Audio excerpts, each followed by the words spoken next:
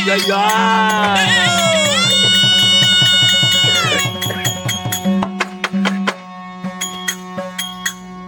அடவா இறைவா என்ன செய்வேன் இறைவா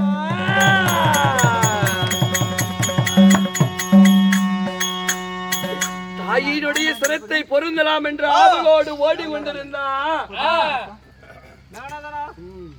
ஆவலோடு ஓடும் பொழுது அங்கே தாய் சிரத்தை வெட்டலாம் என்று தாய் சிரத்தை வெட்டலாம் ஆனா வெட்டும் பொழுது அங்க ஒரு தவறு நடந்தது எப்படி தெரியுமா பாப்பார வீதி செட்டியார வீதியை தாண்டி ஓடினான் மாயி என்ற புலையன் மனைவி கம்பன் கம்பனுடைய மனைவி மாயி என்ற பெண் யாரா இருந்தாலும் தவறாக பேசுகிறார் என்று நினைத்துக்காதீங்க இது உண்மையான சம்பவம் ஏன்னா கம்பன் என்றால் பறையன் என்ற மனைவி மாயி பறையன் மனைவி மாயி அந்த பெண்ணாகப்பட்டவள் பரசுராமன் தாயை வெட்ட வருகிறார் எப்படியாவது தடுத்து நிறுத்தலாம் என்று அந்த மாயாகப்பட்ட பெண்ணு ஒடியாந்து தடுத்து நிறுத்த இருவர்களும் தடுக்கலாம் என்று தடுத்தார் வெட்டனா ஒரே வெட்டல மாயும் ரேணுகாவையும் அங்க ரெண்டு பேத்தையும் ஒரே வெட்டிட்டோம் இப்ப தந்தையார் கொடுத்த வரத்தால சிரத்தை பொருந்தலாம் அப்படின்னு போனானே ரெண்டு சிரமம் கிடைச்சே அவள அதான் ஆணுக்கு அவசர புத்தி ஆத்திரத்துல அறிவிழந்துட்டான் அப்படிங்கிற போல போய் சிரத்தை பொருந்தலான்னு போனானே சிரத்தை எடுத்து பொருந்தினான் பொருந்துக்குள்ள ரேணுகா சிரம் அந்த மாயினுடைய உடலை அந்த மாயினுடைய சிரம் இந்த ரேணுகா கம்பன் மனைவி மாயினுடைய முண்டத்துல பொருத்திட்டான் எப்படியே பொருத்திட்டு ஐயோ மாறி போச்சு மாறின்னு அழுதானே அப்பொழுது அழுகாதடா மகனே பரசுராமா உன் தாய் மாறியா போய்விட்டா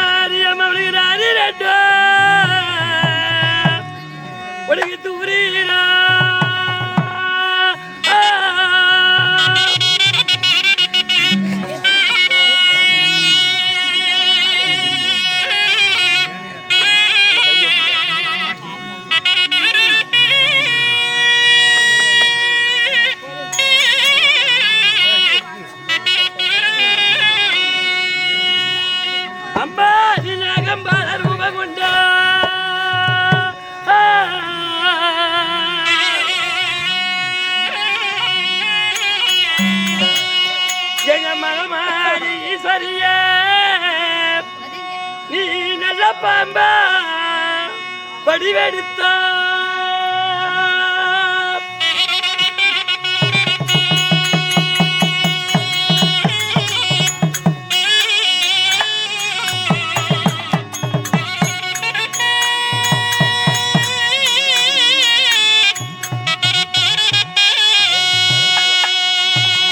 அம்மா உனக்கு பாம்பா சும்மாட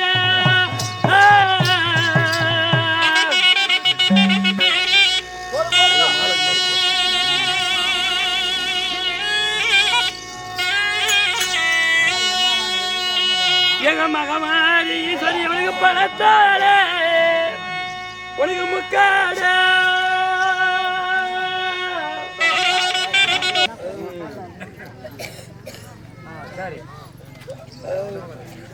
ஆனா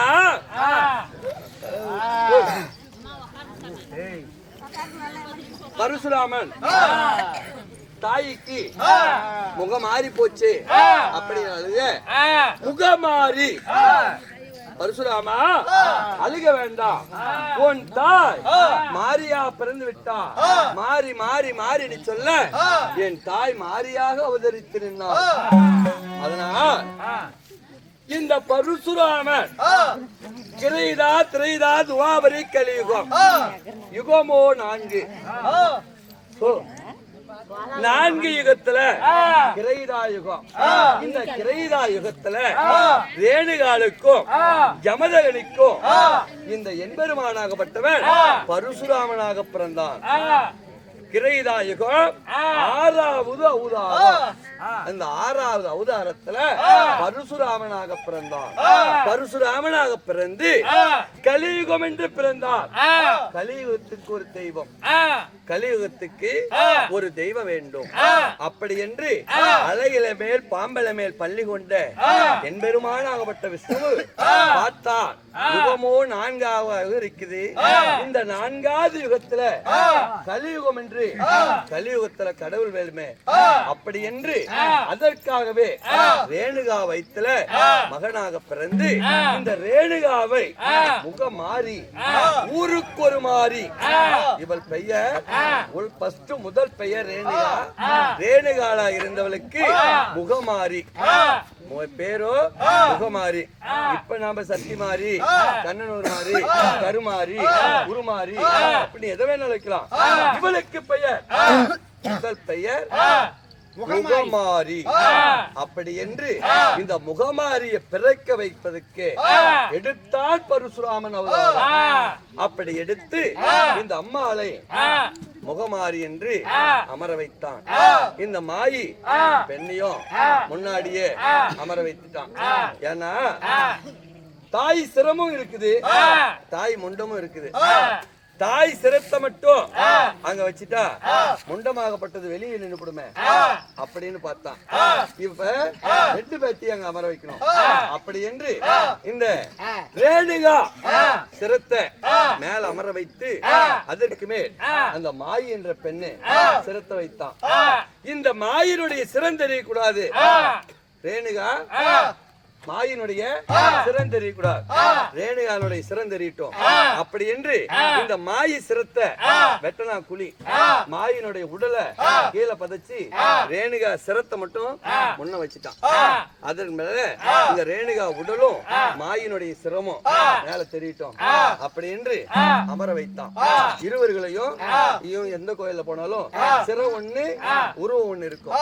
அதுதான் இந்த மாயினுடைய சிரமும் இந்த ரேணுகானுடைய உருவமும் அமர வைத்து கலியுகத்துல தெய்வமாக பிறந்துக்கா அப்படின்னு சொல்லிட்டு இருந்தான் பரசுராமன். அங்க வந்தான் கம்பன். அப்பா என் மனைவியை வெட்டின, உன் தாயை வெட்டும் பொழுது என் மனைவியை வெட்டின, இப்போ உன் தாயை அமர வைத்தால என் மனைவியை வைத்த, நான் என்ன செய்யட்டும் அப்படின்னு கேட்டான். அப்பா இந்த யுகம் போகட்டும், கலியுகத்துல என் தாய் அவதரிப்பால் மாறியாக கலியுகத்துக்கு வரம் கொடுப்பா. அப்ப என் தாய்க்கு வருடத்தில் ஒரு முறை விழாவை திருவிழாவை நடத்துவார். அப்பொழுது உனக்கு எது எடுத்தாலும் முதல் உத்தம் முதல் காணக்கு அப்படி என்று அந்த கம்பனுக்கே முதல் கங்காணம். அவன் தான் ஊர் தோட்டி, அதனால அவனுக்கே முதல் கங்காணம். அது மட்டுமல்ல, கம்பன் என்று சொன்ன என் தாய்க்கு விழாவா வந்தா நீ கம்பனாக பெற கம்பமா போ அப்படி என்று அவனுக்கு கம்பமாக வரத்தை கொடுத்தான். அவனைதான் அந்த 14 நாளைக்கும் முன்னாடி 15 நாளைக்கும் உன் மனைவிக்கு காவலாகவும் உன் மனைவி பார்த்துக்கிட்டு அப்படின்னு முன்னாடி அமர வைத்தான்.